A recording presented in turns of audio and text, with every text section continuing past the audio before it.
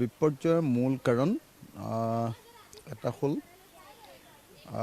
বিজেপিৰ খুব ধুনীয়া পৰিকল্পনা, সুপৰিকল্পনা 5 বছৰীয়া তেওঁলোকৰ পৰিকল্পিত প্ৰচাৰ আৰু আমাৰ একেবাৰে শেহতীয়াকৈ অপৰিকল্পিতভাৱে হাফহাজাৰ্ডলি হাফ-হাৰ্টেডলি কৰা প্ৰচাৰ। সেইটো কাৰণে আমাৰ বিপৰ্যয় ঘটিলে যে বিজেপিয়ে ইলেকশ্যনত জিকিবলৈ 5-6টামান ষ্ট্ৰেটেজি লৈছিলে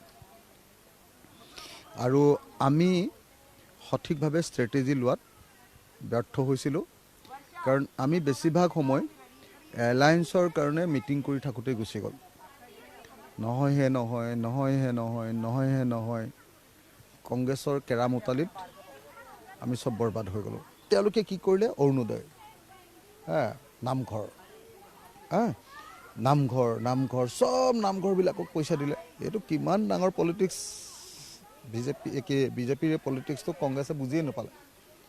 প্ৰত্যেকটো নামঘৰত 3 লাখ অসম দৰ্শন। কি কৰিলে? তাৰ ফলস্বৰূপে যে মছজিদক নিদিয়ে, নামঘৰক দিয়ে। এইটো কৰি কৰি হিন্দু মুছলমানৰ মাজত যিটো পাৰ্থক্য সেইটো গাঢ় কৰি পেলালে যোৱা 5 বছৰ। এই গোটেই যিটো ষ্ট্ৰেটেজি বিজেপিৰ, এই বিজেপিৰ ষ্ট্ৰেটেজিটোৰ বিপৰীতে আমাৰ কি ষ্ট্ৰেটেজি আছিলে? আমাৰ বিৰোধী পক্ষৰ কোনো ষ্ট্ৰেটেজিয়ে নাছিলে। মানে যোৱা 5টা বছৰ ক'বলৈ গ'লে কংগ্ৰেছৰ বিধায়কবিলাকে কমপ্লিটলি হিমন্ত বিশ্ব শৰ্মাৰ কথা মতে চলি আছে। যাৰ ফলস্বৰূপে মানুহে ভাবিলে যে ইহঁতে মাতিবই নোৱাৰে, ইহঁতক ভোট দি কিটো লাভ হ'ব। ইলেকশ্যনৰ সময়ত আপোনালোকে দেখিলে নে নাই? হিমন্ত বিশ্ব শৰ্মাৰ আগ্ৰাসী প্ৰচাৰ। হিমন্ত বিশ্ব কি দেখুৱালে? জাপ মাৰি গৈ মানুহৰ মাজত গৈ চেলফি উঠে। হিমন্ত বিশ্ব শৰ্মাই কি দেখুৱালে? হিমন্ত বিশ্ব শৰ্মাই দেখুৱালে চোৱা হেণ্ডশ্বেক কৰি হাত একদম ছিগি গৈছে। আৰু আমাৰকেইটাই কি দেখুৱালে? আমাৰকেইটাই হেণ্ডশ্বেক কৰিলেও ভালকৈ হেণ্ডশ্বেকটো নকৰে। চাবচোন, ইস্তি ভাগি যাব, গা গোন্ধাই দুখীয়া মানুহৰ। আমাৰ মানুহকেইটাই হেণ্ডশ্বেকটো কেনেকৈ কৰে আপোনালোকে নিজে চাবচোন এবাৰ। আমাৰ লিডাৰে বিৰোধী লিডাৰবিলাকে কেনেকৈ হেণ্ডশ্বেক কৰে এবাৰ আপোনালোকে চাবচোন মানুহৰ লগত। হিমন্ত বিশ্ব শৰ্মাৰ কাপোৰ ইস্ত্ৰি, মুখ্যমন্ত্ৰীৰ কাপোৰ ইস্ত্ৰি থাকে নেকি? আমাৰকেইটাৰ একদম ফ্ৰীয়া ইস্ত্ৰি, দীঘল একদম চিধা ইস্ত্ৰি থাকিব লাগিব। ওচৰলৈ মানুহে খুন্দা মাৰি দিব। জিকিব নেকি এনেকৈ ইলেকশ্যন? ইফালে হিন্দু মুছলমান কৰি দিলে। একেবাৰে মানসিকভাৱে দুৰ্বল কৰি পেলালে হেৰিয়াক, আপোনাৰ কি কয়, আপোনাৰ আমাৰ তৰুণ গগৈলৈ, আমাৰ কি কয়, গৌৰৱ গগৈক দুৰ্বল কৰি পেলালে হেৰি কৰি, কি কয় আপোনাৰ পাকিস্তানী এজেণ্ট কৰি। তেওঁ বুজিয়ে পোৱা নাই কি কৰি আছে। কংগ্ৰেছে বুজিয়ে পোৱা নাই কি ষ্ট্ৰেটেজি লৈ আছে। এফালেদি একেবাৰে এজন মানে উগ্ৰ চেলবেলীয়া, একেবাৰে উগ্ৰ জনতাৰ লগত মিলি থকা উগ্ৰ, মানে একদম পানীত জাপ মাৰি দিয়া মানুহ এটা, আৰু আনফালেদি একদম আৰু চাৰ্টাত চিধা কৰি ৰখা, গম্ভীৰ কৰা অপজিশ্যনৰ লিডাৰ এজন। ক'ত ইলেকশ্যনত জিকিব আপুনি? জিকিব পাৰিব নেকি আপুনি কওক? ইফালে আপোনালোকে চাওক, হিমন্ত বিশ্ব শৰ্মাই ইলেকশ্যনত কেইবাৰ কেম্পেইন কৰিছে। নামঘৰে যেতিয়া চেক বিতৰণ কৰিছে, তাৰ পাছতো যদি অপজিশ্যন হৈ যদি আমি গাঁৱে মানুহৰ ওচৰলৈ নাযাওঁ, নামঘৰে চেক বিতৰণ মানে আপোনালোকে বুজি পাইছেনে নাই বাৰু? কলিজা কঁপি যোৱা ঘটনা। এজনী মহিলা, প্ৰত্যেক ঘৰৰ এজনী মহিলাক যেতিয়া আপোনাৰ 10,000 টকাৰ চেক দি দিছে, ৰাতিপুৱা 9টা বজাত মিটিং আছে, 6টা বজাত মানুহ আহি মিটিঙত খাৰা, ৰঙা ব্লাউজ, নিজে কৈ দিছে ব্লাউজ পিন্ধি আহিছে, জিন্দাবাদ মাৰি আছে। আৰু তাৰপিছত আপুনি জিকিব পাৰিব? তাৰ বিৰুদ্ধে আমাৰ কোনো বিৰোধীৰ ষ্ট্ৰেটেজি নাই, ষ্টেণ্ড নাই। দেৱব্ৰত শইকীয়াটো মুখেৰে নামাতেই তাতে, আৰু যিমানবিলাক আমাৰ অপজিশ্যনৰ লিডাৰ আছে নামাতেই। আৰু মুছলমানকেইটা বেছি। মুছলমানকেইটাতো হিমন্ত বিশ্ব শৰ্মাই মোক যেতিয়া গালি পাৰে, সিহঁতি এনেকৈ ধপ কৰি হিমন্ত বিশ্ব শৰ্মাক হেৰি কৰি থাকে, ছাপৰ্ট দি থাকে। তাৰপিছত আপুনি জিকিব পাৰিব নেকি? নিযুত মইনা আমাৰ গোটেই মানুহ যোৱা 5 বছৰ 10 বছৰ ধৰি চব হতাশ সিহঁতৰ বুথ কমিটিত মাহে মাহে কি মন কি বাতত সদায় চাহ খুৱাই ভাত খুৱাই MLA কেইটাই ফটো উঠে তহঁতৰ কি সমস্যা আছে দে কৰি দিওঁ বুলি কয় আমাৰ কেইটাই কি কৰে MLA হোষ্টেলৰ পৰা নাহেই বাকীবিলাক নেযায় পাব্লিকৰ মাজত কি কৰিব হাৰিবই সেইকাৰণে অকল মুছলমান বিধায়ককেইজন জিকিছে আন কোন জিকিছে কোনো জিকা নাই নহয় একজনো জিকা নাই নহয় গৌৰৱ গগৈ কেইটা কেম্পেইন কৰিলে কওকচোন গোটেই ইলেকশ্যনটোত কেইটা কেম্পেইন কৰিলে কওক তিনি গগৈ এতিয়া মানুহে পঢ়ছে যে তিনি গগৈ অহাৰ পিছতো নহ'ল তিনি গগৈ এখনহে মিটিং কৰিলে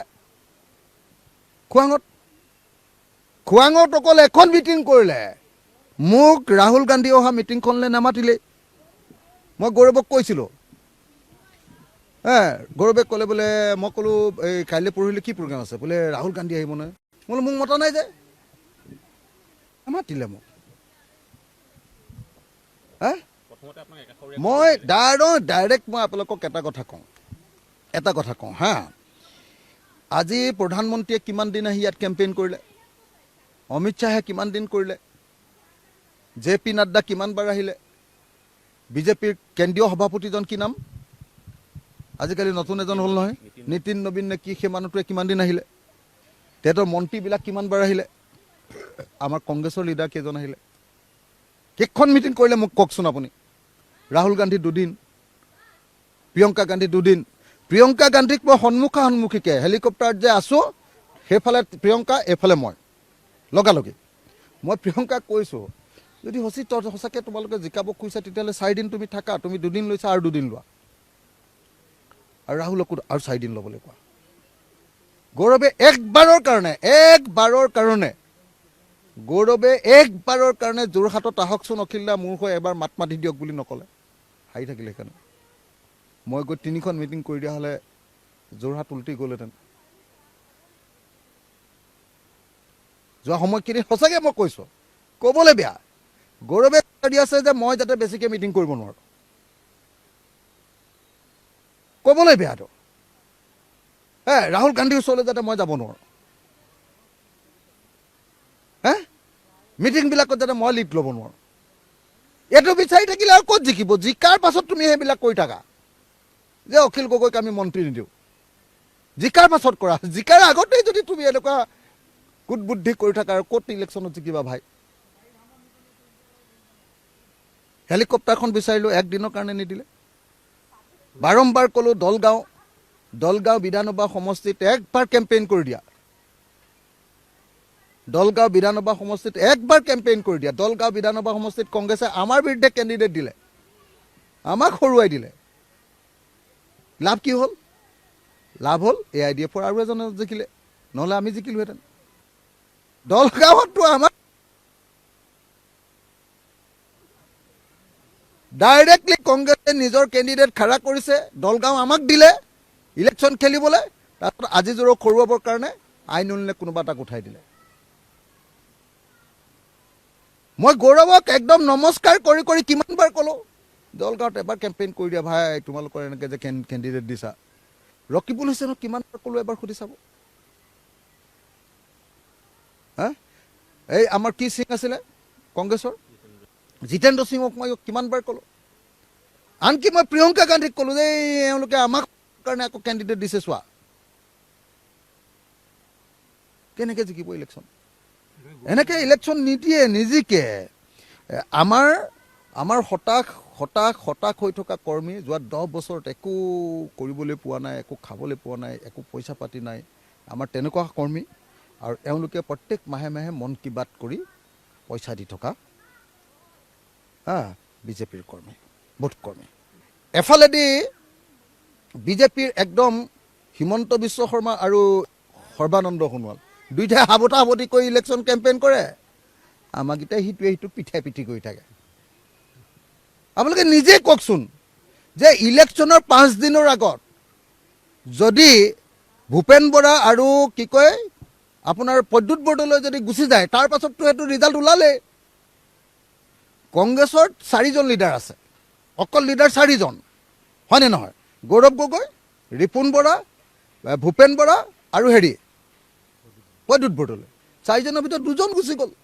2জন গুচি যাওঁতে অসমৰ মানুহে চবে জানে যে গ'ল আৰু এইটো পাৰ্টি গ'ল।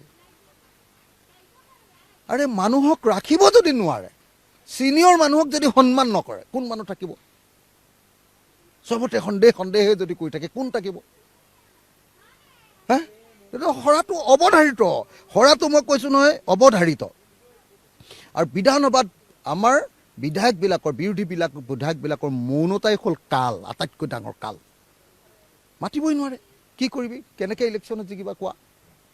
না পইচা, না ঢাল আছে, না তৰোৱাল আছে, তোমাৰ মিলিচিয়া বাহিনীও নাই, তোমাৰ স্থায়ী সৈন্যও নাই যুদ্ধত, কেনেকৈ ইলেকশ্যন জিকিবা? আৰু দিবলৈ নায়ে, কি কয় এইটো যে এতিয়া যে ইৰাকে মাৰি আছে, এইটো কি বুলি কয়? মিছাইল নে কি বুলি কয় এইটো? কি মিছাইলবিলাক মাৰি থকা মিছাইল নে কি বুলি কয় ডাঙৰটো? এইটোক মাৰি দিয়ে যে, সেইটোও নাই আমাৰ।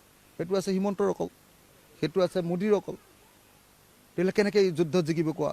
না মিলিচিয়া আছে আমাৰ, না আমাৰ স্থায়ী বাহিনী আছে। তাৰ পাছত আকৌ যেতিয়া মই কওঁ বোলে কংগ্ৰেছে ইমান দিন কিয় এনেকুৱা কৰা নাই, বুদ্ধিজীৱী মখাই এফালৰ পৰা চিঞৰি থাকে, এফালৰ পৰা বুদ্ধিজীৱী মখাই চিঞৰি থাকে বোলে অখিল গগৈ আচলতে এইটো বিজেপি পক্ষত যাব খোজে নেকি, কংগ্ৰেছৰ লগত থাকিব নোখোজে নেকি? মই সঁচা কথাটো ক'লেই মানে মইতো জানেই আপোনালোকে, মই সমালোচনা কৰি দিওঁ চিধা চিধি, কাকো মই কেয়াৰ চেয়াৰ কৰি থকা মানুহ নহয়, মই বোকাত নামি খেতি কৰা মানুহ, মই সেইকাৰণে ইমান কেয়াৰ কৰি নাথাকোঁ। মই কৈ দিওঁ যে এইটো কি হৈছে, মোকেই উল্টাই কয় বোলে ই বিজেপিৰ লগত যাব খুজিছে নেকি, হিমন্তৰ লগত ভাল নেকি? আমাৰ সুলুক থুলুক প্ৰচাৰ, আমাৰ কোঅৰ্ডিনেশ্যন নাই, আমাৰ তিনি গগৈ নামটোহে থাকিলে, একদিনো প্ৰচাৰেই নকৰিলোঁ, নাই। তিনি গগৈ নামটো ল'লে বেয়া পায় নেকি কিজানি বেলেগবিলাকে? এইটো এইফালেও ভয়, সেইফালেও ভয়, ইফালেও নাহে, ইফালেও নাহে, ক'ত ইলেকশ্যন জিকিব এনেকৈ? কথাকেইটা ক'লোঁ এইকাৰণেই যে এই সঁচা কথাকেইটা যদি এই সময়ত শুনি নলওঁ, এই সঁচা কথাকেইটা যদি উপলব্ধি নকৰোঁ, আৰু যদি এতিয়াও যদি মনে মনে এনেকৈ তেলমৰি কৰি থাকোঁ, ভৱিষ্যতে কেতিয়াও বিজেপি ঘূৰাব নোৱাৰিম আৰু।